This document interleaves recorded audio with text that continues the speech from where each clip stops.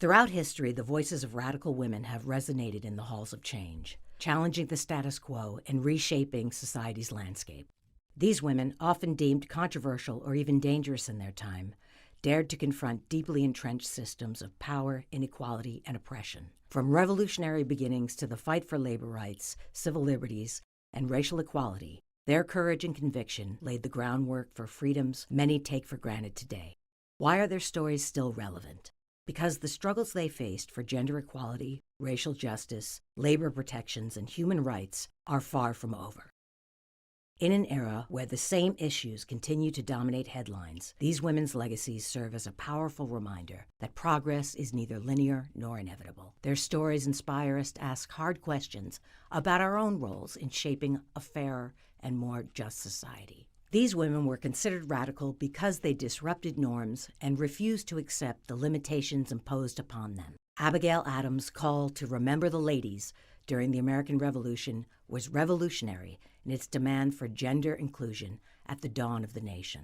Deborah Sampson disguised herself as a man to fight in the Revolutionary War, defying expectations of women's roles. Decades later, Sojourner Truth's fearless proclamation, "Ain't I a Woman?" challenged both racial and gender hierarchies, while Emma Goldman's diary speeches on labor rights and free speech terrified the establishment. Their audacity often came at great personal cost: ostracism, imprisonment, or worse. Yet their relentless pursuit of justice transformed the world. These women pushed boundaries not out of a desire for fame or recognition, but because they believed in the possibility of a better future. Their actions were guided by a vision of a world that could be more inclusive and humane. Today, as we grapple with the ongoing challenges of inequality, systemic racism, and threats to human rights, remembering these women is more than a historical exercise. It is an act of resistance against forgetting. Their lives teach us the power of resilience, the necessity of dissent, and the enduring importance of courage in the face of adversity. By exploring the stories of these radical women, this documentary seeks to honor their legacies and inspire a new generation to carry forward the torch of change. These are not just stories of the past, but blueprints for the future. Deborah Sampson was a remarkable figure in American history who defied societal norms to fight for freedom. Born in 1760 in Massachusetts, Deborah grew up in poverty, working as an indentured servant before becoming a teacher. But her path took a dramatic turn during the Revolutionary War. Disguising herself as a man, she enlisted in the Continental Army under the name Robert Shirtliff, a bold move that required courage and resourcefulness. Deborah served for over a year, enduring the harsh realities of war. She faced danger on the battlefield, sustained injuries, and even performed surgery on herself to maintain her disguise. Despite these challenges, she remained dedicated to the cause of independence. After her true identity was discovered, Deborah was honorably discharged and later became one of the first women in America to petition for a military pension, which she ultimately received. Her story didn't end there. She traveled the country sharing her experiences as a soldier, inspiring audiences with her bravery and determination. Deborah Sampson's legacy is a testament to the power of resilience and the pursuit of equality. She broke barriers at a time when women were expected to remain on the sidelines, proving that courage and patriotism transcend gender. In an era when women's voices were often silenced, Abigail Adams made hers resonate through the ages. Born in 1744 in Massachusetts, Abigail was more than just the wife of founding father John Adams.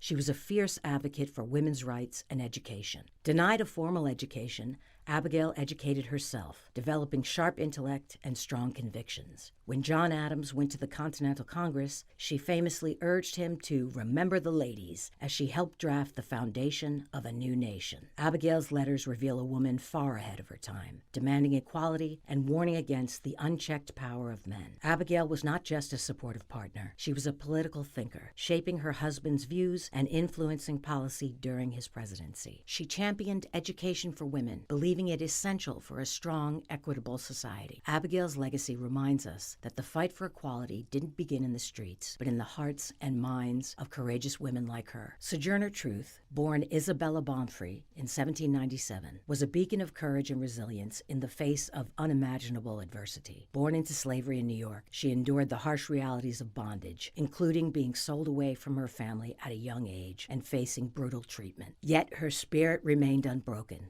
And in 1826, she made a daring escape to freedom with her infant daughter, finding refuge with the Van Wagenen family, who were abolitionists. However, for Sojourner Truth, freedom was only the beginning. She sought justice and equality not just for herself, but for all those who suffered under the yoke of slavery and oppression. Her journey was deeply influenced by her faith, which she believed called her to a greater purpose. In 1843, she changed her name to Sojourner Truth, signifying her role as an itinerant preacher and her mission to spread truth and justice across the land. Despite being illiterate, Sojourner Truth's words had the power to move mountains. Her speeches were infused with a deep sense of conviction and compassion, drawing from her personal experiences and her profound understanding of the Bible. Her most famous speech, delivered at the 1851 Women's Rights Convention in Akron, Ohio, "Ain't I a Woman?" remains a landmark moment in American history. Well, children, where there is so much racket,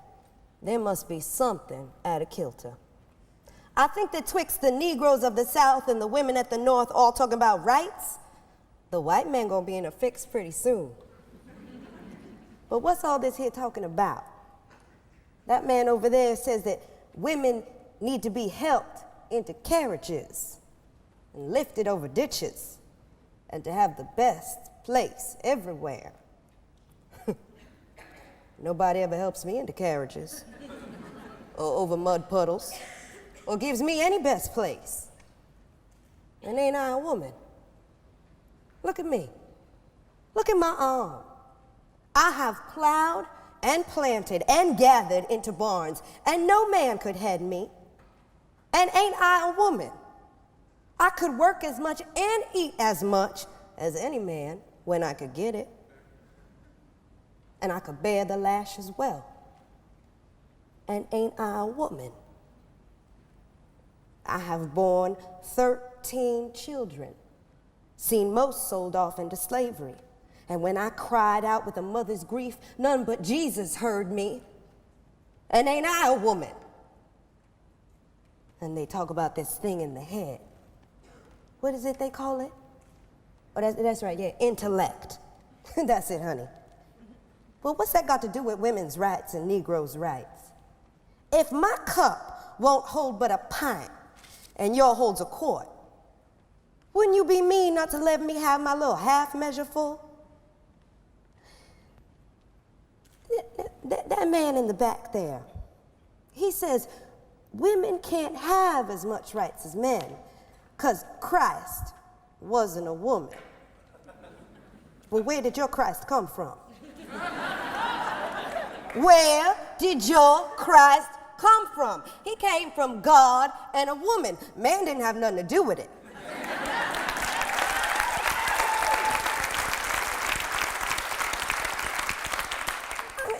If the first woman God ever made was strong enough to turn the world upside down all alone, well, these women here together ought to be able to turn it back and get it right side up again. And they asking to do it. The men better let them. In it, she passionately challenged the injustices faced by women and African Americans, demanding recognition of their humanity and rights. Her words cut through prejudice, challenging the hypocrisy of a society that denied both her humanity and her gender's equality. In 1864, Truth met with President Abraham Lincoln, an encounter that highlights her influence and determination. Despite initial difficulties in gaining an audience, Truth was eventually able to meet Lincoln with the help of her abolitionist friends. Accounts of the meeting vary, but Truth herself described Lincoln's kindness and cordiality, reflecting her respect for his leadership in issuing the Emancipation Proclamation. Through her faith, courage, and unyielding conviction, Sojourner Truth became a beacon of hope in a nation divided. Sojourner Truth, an unshakable voice for freedom, equality, and the enduring power of truth. Lucretia Mott was a trailblazing abolitionist, women's rights advocate, and Quaker minister who dedicated her life to fighting for equality. Born in 1793, she was deeply influenced by her faith, which emphasized the inherent worth of all people. Mott became a leading voice in the anti-slavery movement, organizing boycotts of goods made by enslaved labor and co-founding the Philadelphia Female Anti-Slavery Society. But she didn't stop there. She believed women deserved equal rights too. In 1848, she helped organize the Seneca Falls Convention, the first women's rights gathering in the United States, laying the groundwork for the suffrage movement. A powerful speaker and tireless activist, Mott worked alongside fellow reformers like Frederick Douglass, Susan B. Anthony, and Elizabeth Cady Stanton, always pushing for progress despite fierce opposition. She spent her life fighting for justice, never wavering in her belief that all people, regardless of race or gender, deserve freedom and equality. Clara Lemlich was a fearless fighter for workers' rights, a voice that could not be silenced. Born in Ukraine in 1886, she immigrated to America to escape persecution, only to find brutal conditions in New York's garment factories. Long hours, low wages, and dangerous working environments pushed Clara to action. In 1909, at just 23 years old, she stood before thousands of striking garment workers and called for a massive walkout, what became known as the Uprising of 20,000. It was the largest strike of women's workers in U.S. history, forcing powerful factory owners to negotiate better wages and conditions. She was beaten, arrested, and blacklisted, but never stopped organizing. Even later in life, Clara fought for tenants' rights, suffrage, and fair wages for domestic workers. Her fiery spirit and unwavering dedication paved the way for labor rights we take for granted today. Clara Lemlich proved that one determined woman could change the world. At a time when workers toiled in dangerous conditions for meager pay, one woman became their voice, Mary Harris Jones, better known as Mother Jones. Born in Ireland and shaped by personal tragedy, Mother Jones dedicated her life to fighting for workers' rights, especially in America's coal mines and factories. She organized strikes and rallies, inspiring workers to stand together for fair wages, safe working conditions, and the right to unionize. Outraged by child labor, she led the iconic Children's Crusade in 1903, marching children to the home of President Theodore Roosevelt to demand change. Labeled the most dangerous woman in America by industrialists, Mother Jones faced arrests and threats,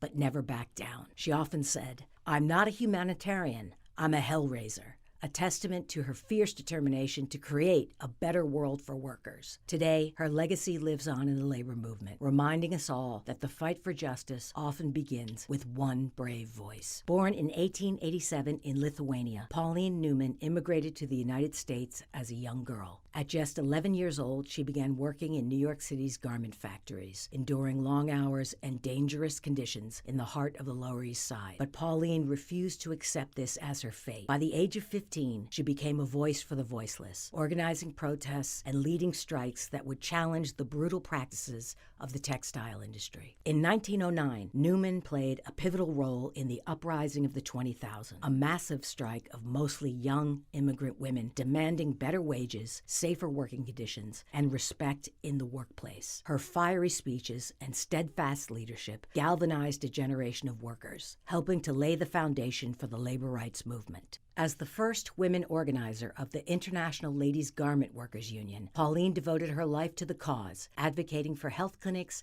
education, and housing reform for workers. She was more than an activist. She was a fighter for dignity, proving that one voice, no matter how small, can spark a revolution. Pauline Newman's legacy reminds us that change begins when we refuse to stand silently in the shadows. Lucy Parsons was a trailblazing figure in American history, born around 1851 in Texas to a background shrouded in mystery. Despite the societal constraints placed on her as a woman of color in post-slavery America, she emerged as a fearless advocate for workers' rights, equality, and justice. Her life's work was marked by unwavering dedication to challenging the status quo and empowering marginalized communities. Lucy Parsons' early life was marked by resilience and determination. She met her husband, Alan Parsons, in Waco, Texas, and together they moved to Chicago around 1873. Albert's involvement in the labor movement led to his blacklisting after the nationwide strikes of 1877, prompting Lucy to open a dress shop to support their family. This entrepreneurial spirit was complemented by her activism. She helped organize the Working Women's Union, which advocated for equal pay and women's suffrage, though she remained skeptical of electoral politics. In 1886, Lucy Parsons found herself at the center of the Haymarket labor protests in Chicago. The Haymarket Affair, which occurred on March 4, 1886, was a pivotal moment in American labor history. A peaceful rally turned violent when an unknown individual threw a bomb at police, leading to the deaths of 7 officers and several civilians. The event was followed by a highly controversial trial where 8 anarchists, including Alan Parsons, were convicted of conspiracy despite a lack of evidence linking them to the bombing. Shortly before Lucy Parsons' husband, Albert, along with 9 other anarchists, were sentenced to death and executed for the Haymarket Square bombing, she gave a speech in their defense. It was reprinted in the Kansas City Journal on December 21, 1886. She said, "I am an anarchist. I suppose you came here, the most of you, to see what a real live anarchist looked like. I suppose some of you expected to see me with a bomb in one hand and a flaming torch in the other, but are disappointed in seeing neither. If such has been your ideas regarding an anarchist, you deserve to be disappointed. Anarchists are peaceable, law-abiding people. What do anarchists mean when they speak of anarchy? Webster gives the term 2 definitions: chaos and the state of being without political rule. We cling to the latter definition. Our enemies hold that we believe only in the former." The execution of Alan Parsons in 1887 did not deter Lucy. Instead, it galvanized her resolve to continue fighting for justice and workers' rights. She embarked on a nationwide speaking tour, delivering impassioned speeches that inspired workers, immigrants, and women to demand their rights. Her voice became a powerful symbol of resistance against oppression, earning her the respect and admiration of many in the labor movement. Lucy Parsons was a beacon of resilience and courage in the face of relentless adversity. Despite being constantly surveilled and harassed by authorities, her unwavering determination only grew stronger. She co-founded the Industrial Workers of the World, a revolutionary organization that united workers across racial, gender, and industrial lines. This bold move was a testament to her belief that solidarity among the oppressed could be the catalyst to overthrow systems of injustice. Lucy's message was simple yet powerful. She urged those living in poverty to organize and fight for a better world. Her conviction was rooted in the idea that collective action could dismantle the barriers that kept people in chains of oppression. As a fearless labor leader, Lucy Parsons lit the path toward equality.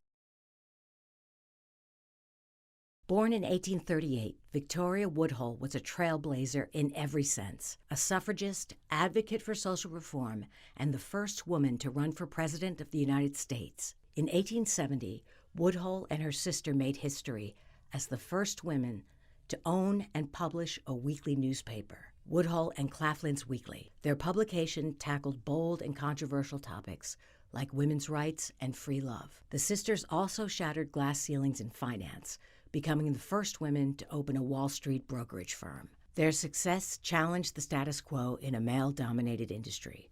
Victoria's activism reached new heights when she became the first woman to address a congressional committee, arguing for a woman's right to vote under the 14th and 15th Amendments. In 1872, Woodhull made history again, becoming the first woman to run for president. Though her candidacy was controversial and met with fierce opposition, she paved the way for future generations. Unafraid to challenge societal norms, Woodhull faced significant backlash, including imprisonment for publishing articles deemed scandalous. Yet she remained undeterred in her fight for justice. Victoria Woodhull dared to dream of a world where women could stand as equals. Her courage and vision continue to inspire the fight for equality today. Alice Paul, born in 1885, was a relentless leader of the National Women's Party and a key force behind the passage of the 19th Amendment. Alice dedicated her life to the fight for women's suffrage, organizing marches,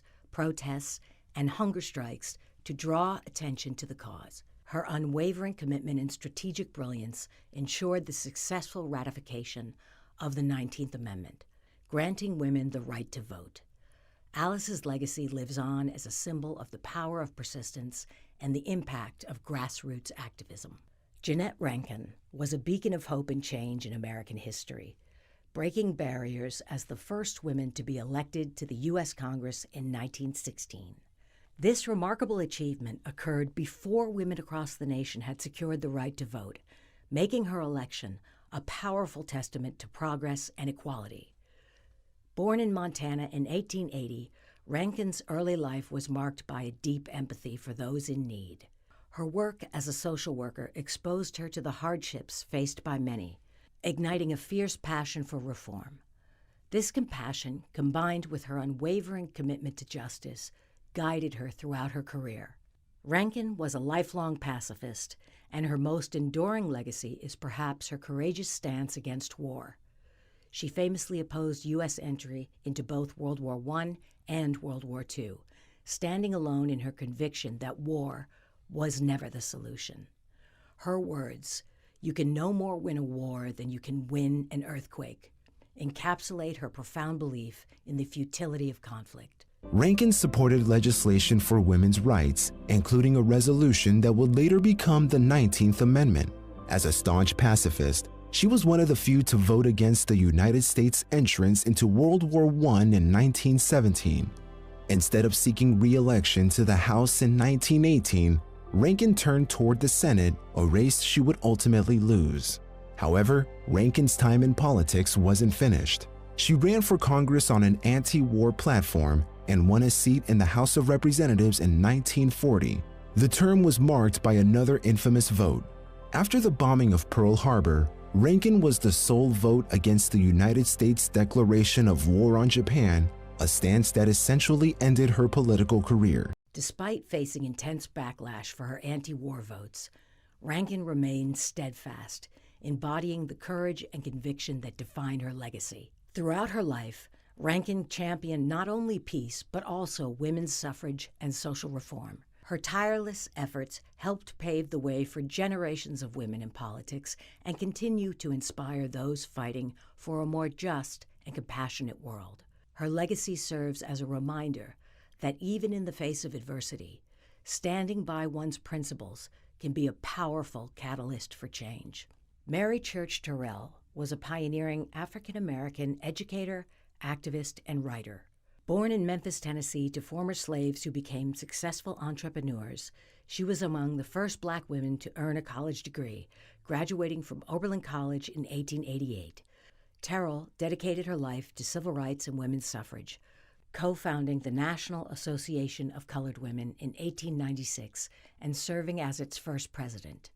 She was also a charter member of the National Association for the Advancement of Colored People. Throughout her career, Terrell campaigned tirelessly against racial and gender discrimination, leaving a lasting legacy in the fight for At a time when women had little control over their own lives, Margaret Sanger dared to speak about a taboo subject, birth control. As a nurse in New York City's poorest neighborhoods, Sanger witnessed the devastating impact of unplanned pregnancies on women's health and families. Determined to educate women, she published controversial pamphlets, risking imprisonment to share knowledge about reproductive health.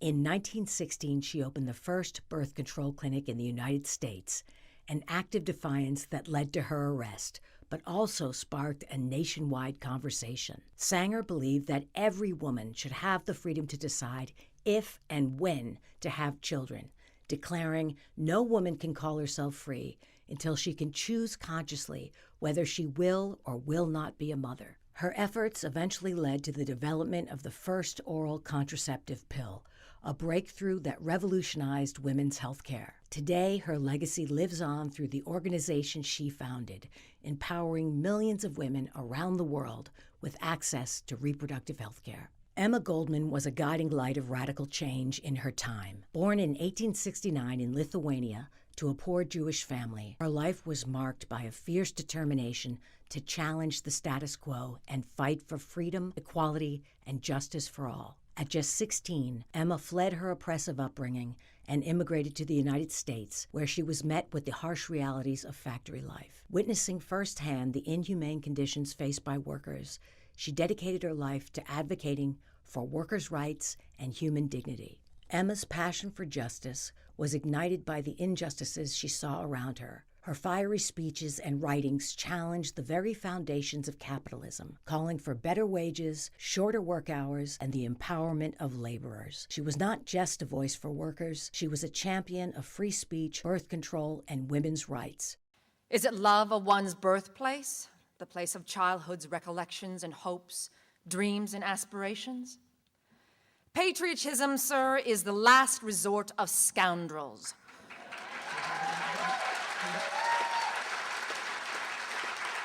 Said Dr. Johnson, Leo Tolstoy, the greatest anti-patriot of our times, defines patriotism as the principle that will justify the training of wholesale murderers, a trade that requires better equipment for the exercise of man-killing than the making of such necessities of life as shoes, clothing, and houses, a trade that guarantees better returns and greater glory than that of the average working man. Indeed, conceit, arrogance, and egotism are the essentials of patriotism. Let me illustrate. Patriotism assumes that our globe is divided into little spots, each one surrounded by an iron gate. Those who have had the fortune of being born onto some particular spot consider themselves better, nobler, grander, more intelligent than the living beings inhabiting any other spot. It is, therefore, the duty of everyone living on that chosen spot to fight, kill, and die in the attempt to impose his superiority upon all the others. The inhabitants of all the other spots reason in like manner, of course, with the result that, from early infancy, the mind of the child is poisoned with the blood-curdling stories about the Germans, the French, the Italians, the Russians, etc. When the child has reached manhood, he is thoroughly saturated with the belief that he is chosen by the Lord himself to defend his country against attack or invasion of any foreigner. It is for that purpose that we are clamoring for a greater army and navy, more battleships and ammunition. We Americans claim to be a peace-loving people. We hate bloodshed. We are opposed to violence. Yet we go into spasms of joy over the possibility of projecting dynamite bombs from flying machines upon helpless citizens. Our hearts swell with pride at the thought that America is becoming the most powerful nation on earth, and that it will eventually plant her iron foot on the necks of all other nations. Such is the logic of patriotism.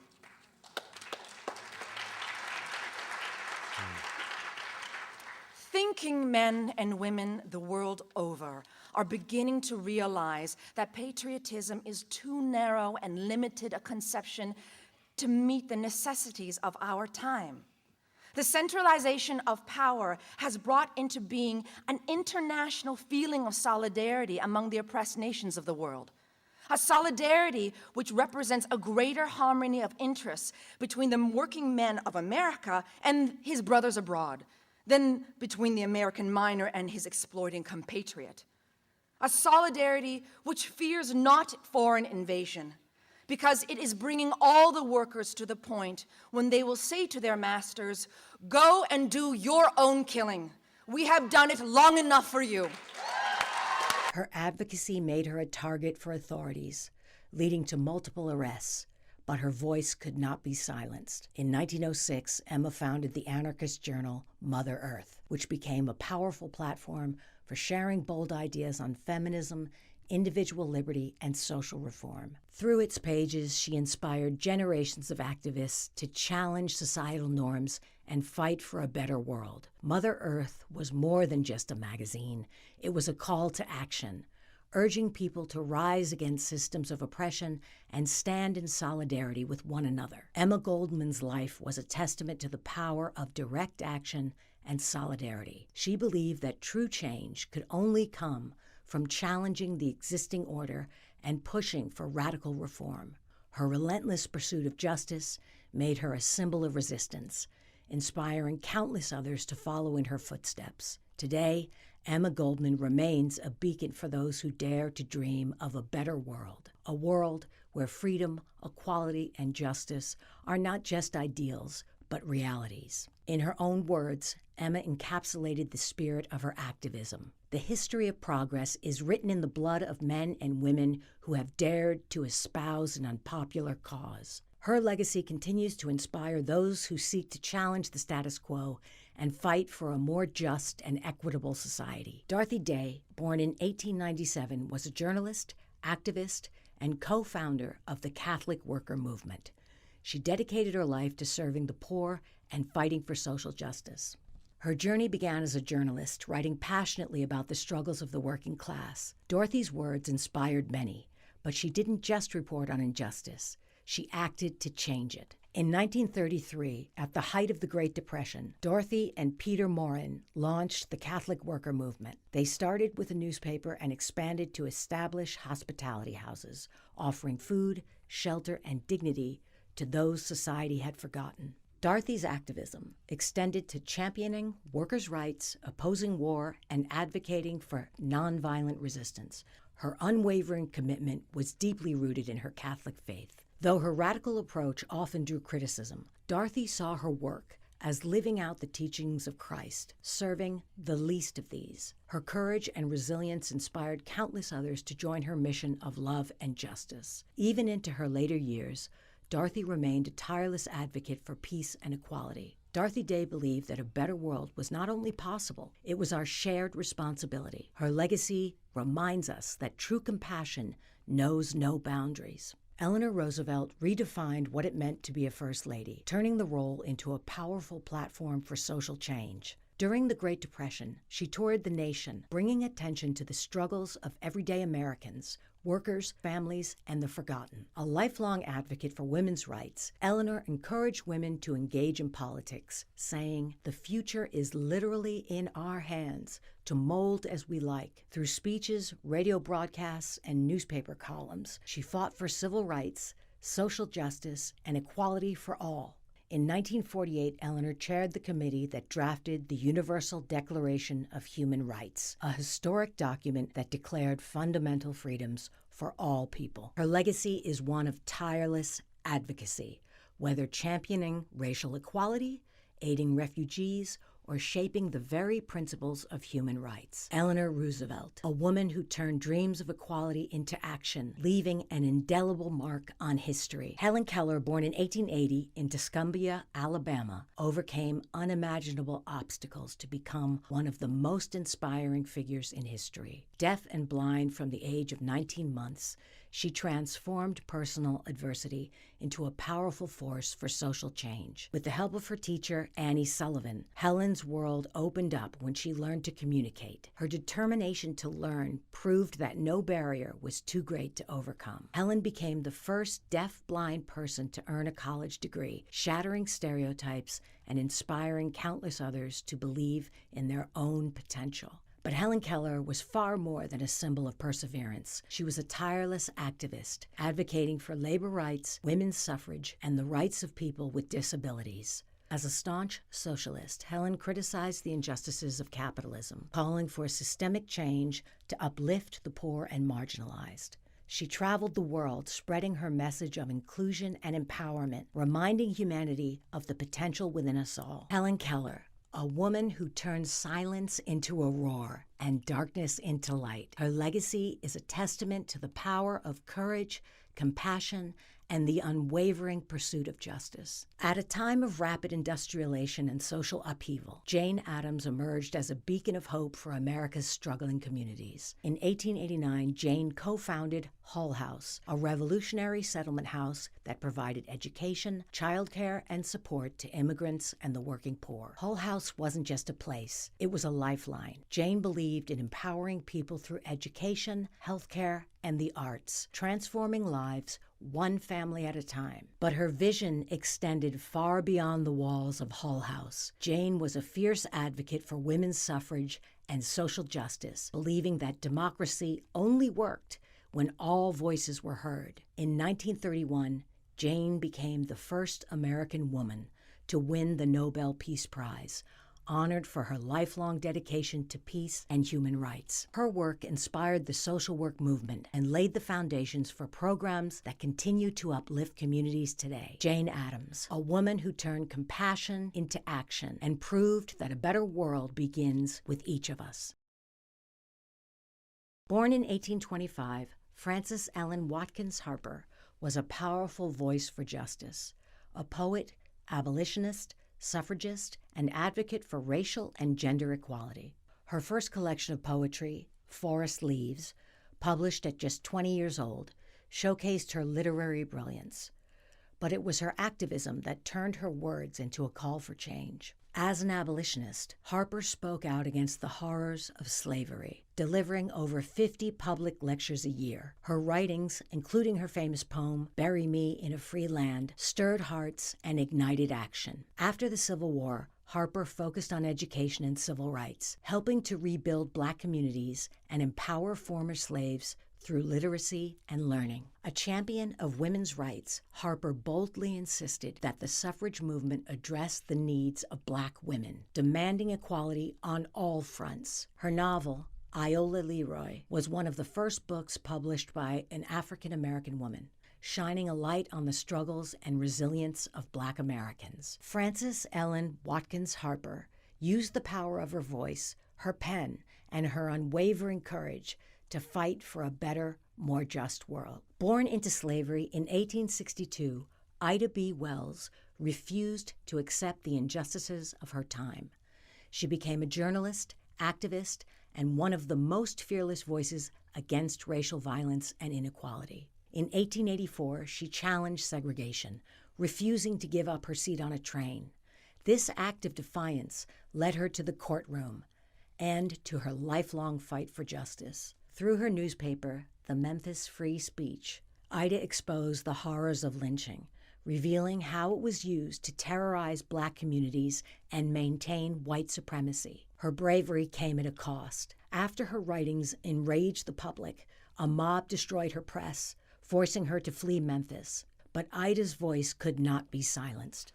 She traveled internationally, spreading the truth about racial violence and gaining support for the anti-lynching movement. Her courage inspired others to take a stand. Ida fought for women's rights too, challenging the suffrage movement to include Black women in the fight for equality. Ida B. Wells, a relentless crusader for truth, justice, and equality. Her legacy reminds us to never stop fighting for what is right. Ella Baker, born in 1903, was a behind-the-scenes force of the civil rights movement, a leader who believed that true power belonged to the people. Raised in North Carolina, Ella grew up hearing stories of her grandmother's resilience during slavery. These tales of strength and community would shape her life's mission. In the 1940s, Ella became a key figure in the NAACP, organizing branches and empowering local communities to fight for their rights. Her belief was simple yet powerful. Ordinary people have the ability to create extraordinary change. In 1960, as young activists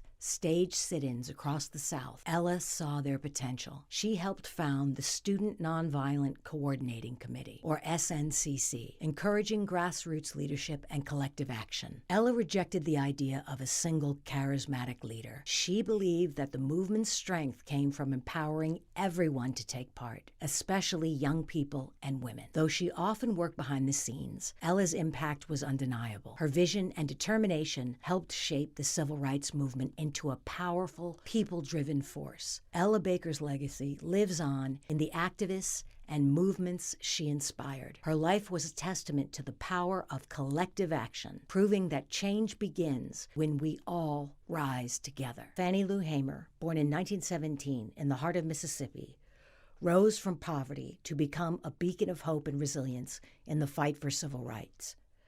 As the youngest of 20 children in a sharecropping family, her early life was marked by hardship and struggle.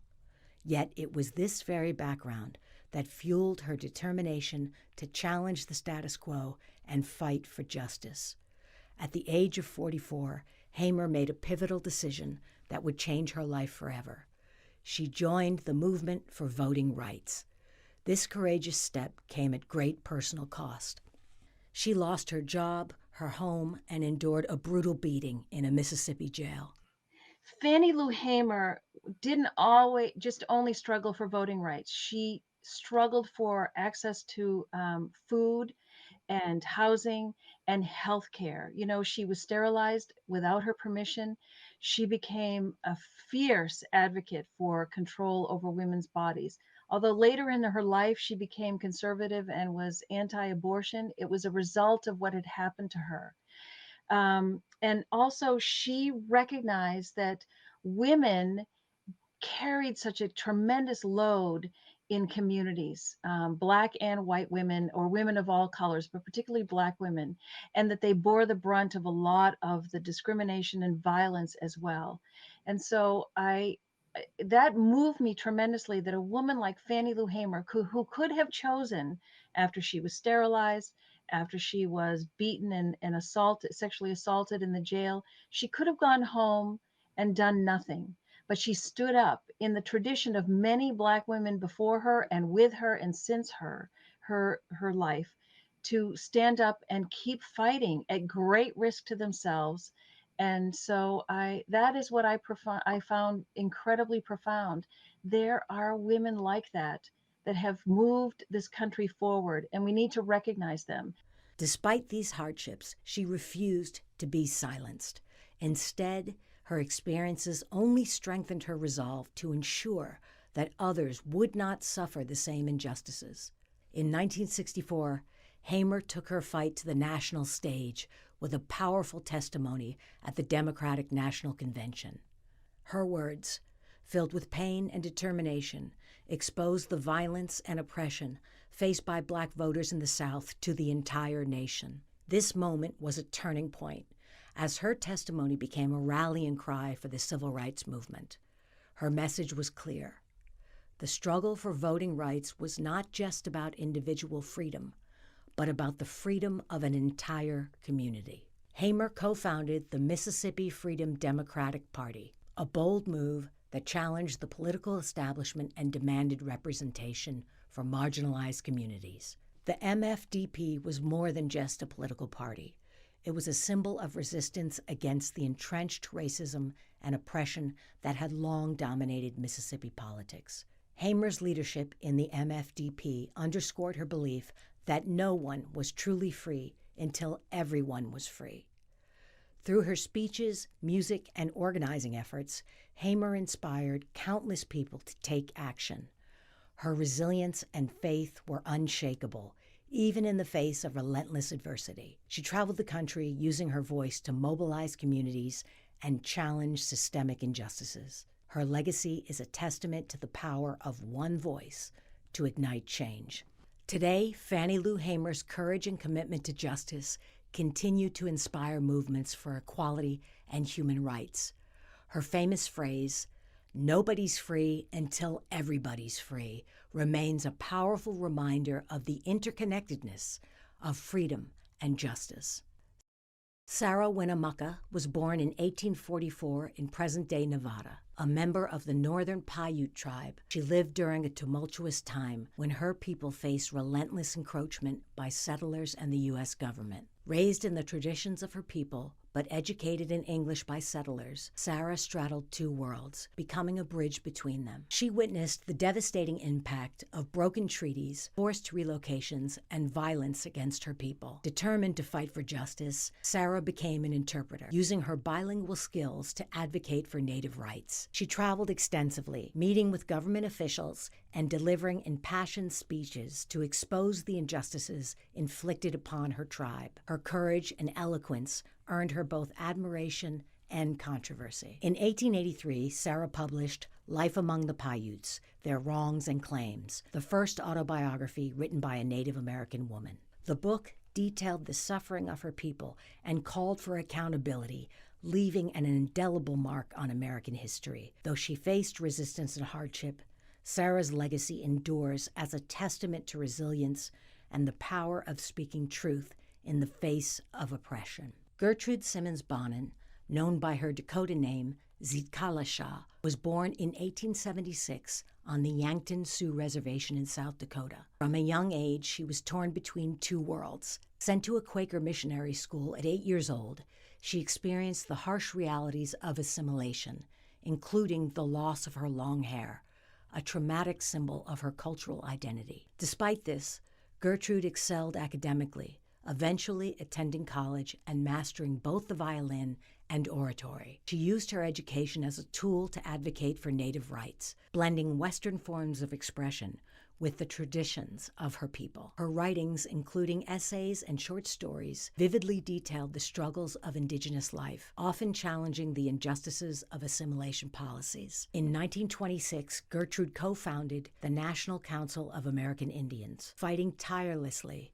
for Native sovereignty, land rights, and citizenship. She traveled the country delivering speeches and lobbying Congress to honor treaties and protect Native heritage. Zitkala Shah's work as a writer, activist, and musician remains a powerful reminder of resistance and resilience. She dedicated her life to preserving Indigenous culture while forging a path for justice in a rapidly changing America. In examining the trailblazing lives of these remarkable individuals, we uncover a rich tapestry of activism that spans centuries and continues to shape the fabric of American life. From the revolutionary beginnings of Abigail Adams and Deborah Sampson to the tireless abolitionists like Sojourner Truth and Frances Ellen Watkins Harper, we see the foundational movements that set the stage for future struggles for justice and equality. The late 19th and early 20th century saw women like Mary Harris Heather Jones and Emma Goldman championing workers' rights, labor reforms, and radical politics, while figures like Victoria Woodhull made their mark in the fight for women's suffrage. As the quest for women's autonomy and health rights advanced through the advocacy of Margaret Sanger, the battle for disability rights and social welfare gained momentum through the efforts of Helen Keller and Eleanor Roosevelt.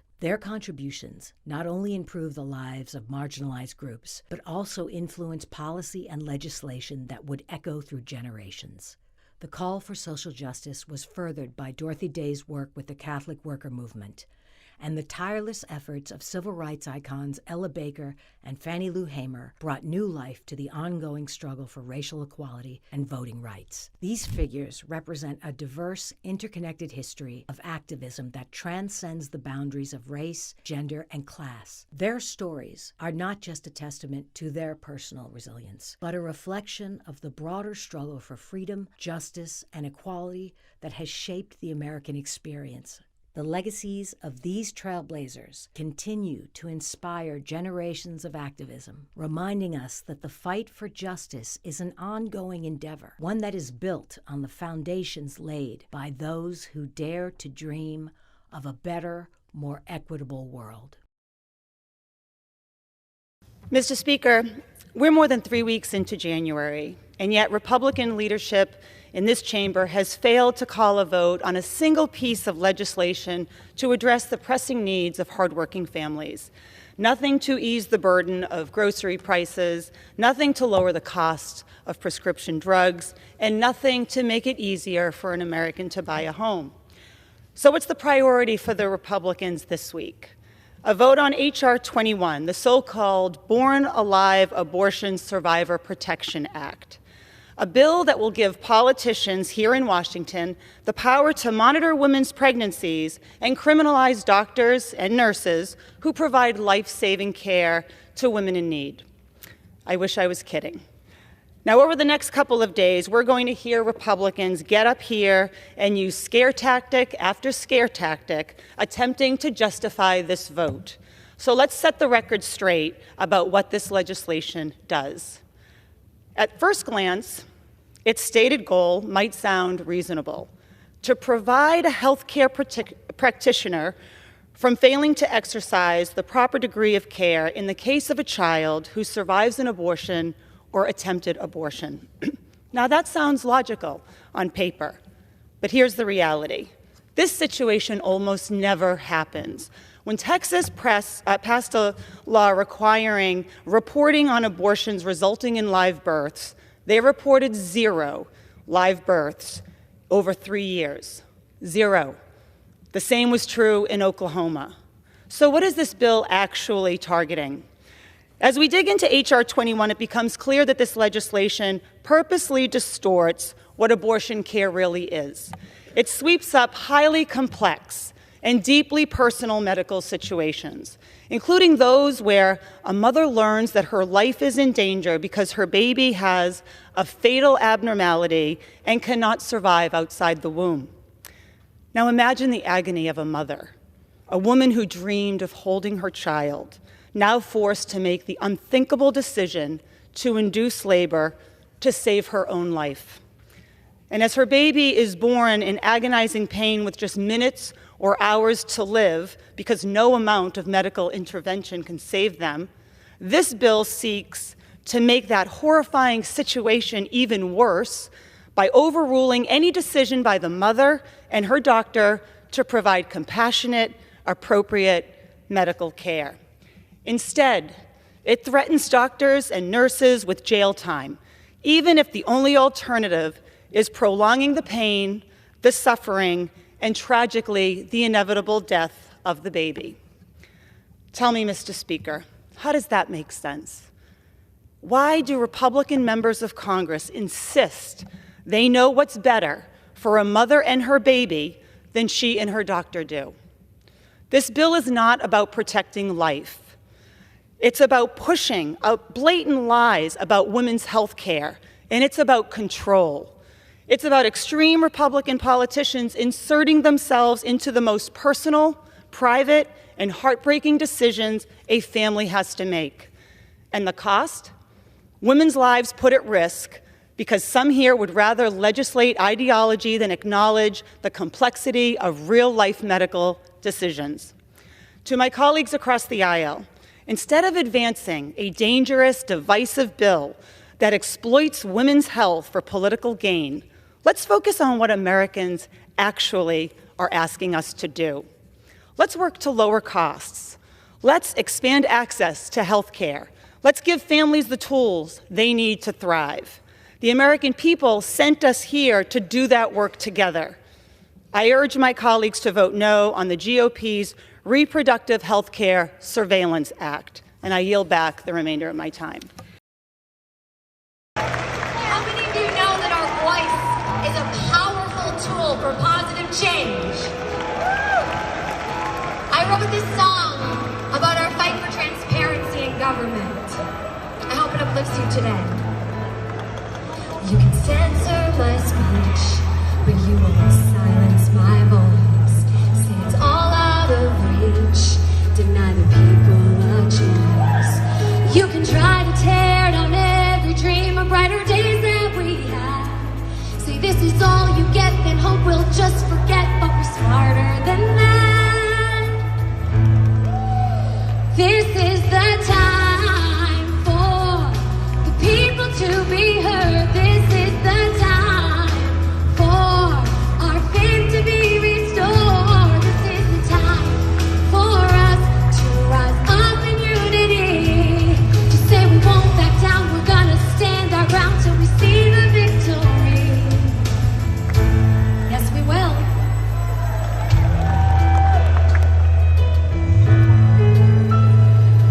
Now some people think that holding power makes them strong, but it's in our neighborhoods, that's where that power should belong. We have a chance to change some of the crazy ways people have been oppressed, but we can't miss this moment, we won't miss this chance, gotta give it our best.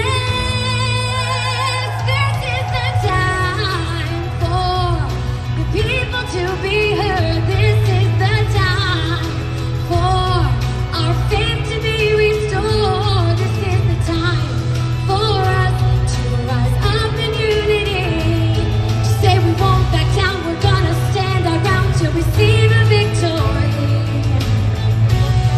Oh, we're smarter than that. Open up the doors, let the people in. Nothing's gonna stop us now. Open up the doors and let the people in. Nothing's gonna stop us now, 'cause this is the time for the people to be heard. This is the time for our faith to be restored.